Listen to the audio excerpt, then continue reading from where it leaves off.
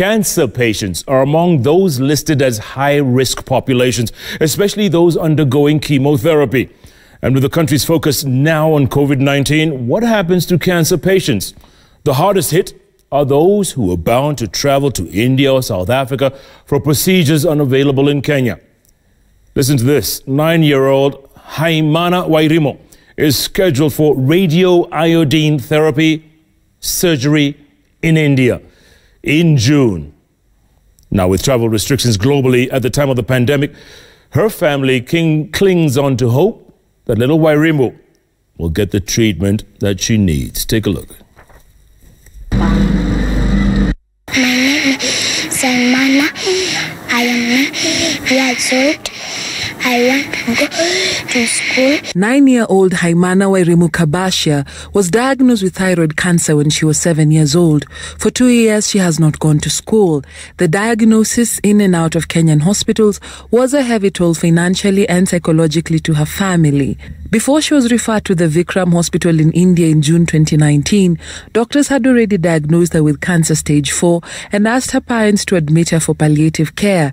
Haimanah spent 2 years unable to breathe without an oxygen concentrator. Her parents, unwilling to give up hope, sought a second opinion. In India, a PET scan showed that her thyroid cancer was at stage 2. Unfortunately, it had spread to her lungs. In June 2019, her thyroid had to be removed. Haimanah came back and got better. She will have to take thyrogen medicine for life. She cannot breathe through her nose and she still needs radio-iodine therapy. This is not available in Kenya. Watu wengi hawajui vile mimi naogopa hiyo corona, naogopa kwa sababu nishakuwa na mtoto ambaye lungs zimeathirika.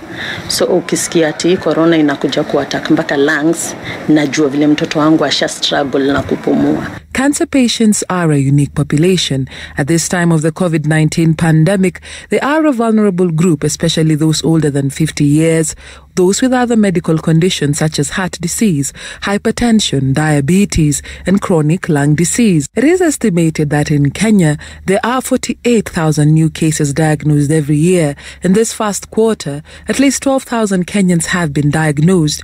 Though there is limited data as to the effect of COVID-19 on cancer patients, a report from China indicated that the case fatality rate of cancer patients was 7.6%, twice as much compared to the overall fatality rate of 3.8%. Even with a global pandemic, Dr. Andrew Thiambo, a consultant medical oncologist, tells us that the workforce capacity still stands in both public and private facilities.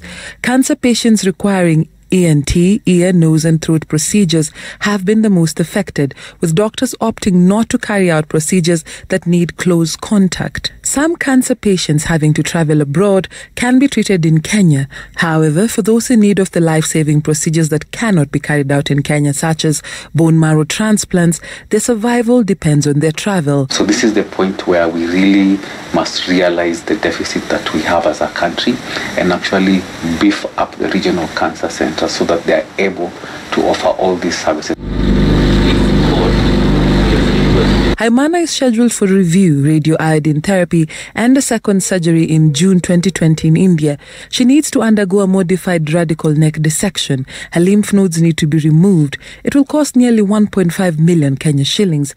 India has already imposed a 21-day lockdown as the cases of the virus in the country begin to spike. South Africa is the hardest hit country in Africa with up to 1,300 cases by April 1st. The nation is struggling to maintain a lockdown. Serikali ingekuwa imechukulia history ya cancer the way wamechukulia ya corona, I think watu wengi sana wangekuwa wamesaidika na vile corona imetokea at the airport. Tumeambiwa tuwezi pita already, maana immunity is low, tunafaa kumfungia most of the time.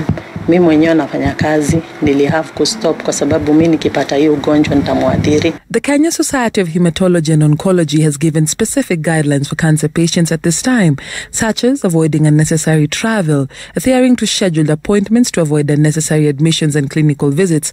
Cancer surgeries cannot be delayed. However, there is the potential for immunosuppression and risk for severe diseases if COVID-19 is acquired during this time. Cancer patients who are on treatment require to see the doctor many times in a month, sometimes even twice in a week. That means they have to travel. back and forth. Some of their treatments take place on a very frequent basis, so you can't just tell them to stay at home. We go into a countrywide lockdown. Some of the recommendations might change. Haimanah is very hopeful in spite of her circumstances. If she has to leave her home, her mother has to carry her. Naogopanga akikosa hiyo mwezi wa 6 hiyo dawa, naonanga atarudi nyuma. Juu wakati alipatiwa tu ile dawa, mtoto alisimama na akaanza kukula, akakuwa kucheza. Before that, hangetoka kwa hiyo mtungi kabisa. Her family has to maintain a constant supply of power for her oxygen concentrator. The generator is always on standby. Because of her travels, she aspires to be an air hostess. She knows too well, even before COVID-19, what it's like to struggle to breathe. She clings on to life, one breath at a time. What makes me happy is school on January, and I want to be helped. Dorcas Wangira, Citizen TV, Nairobi.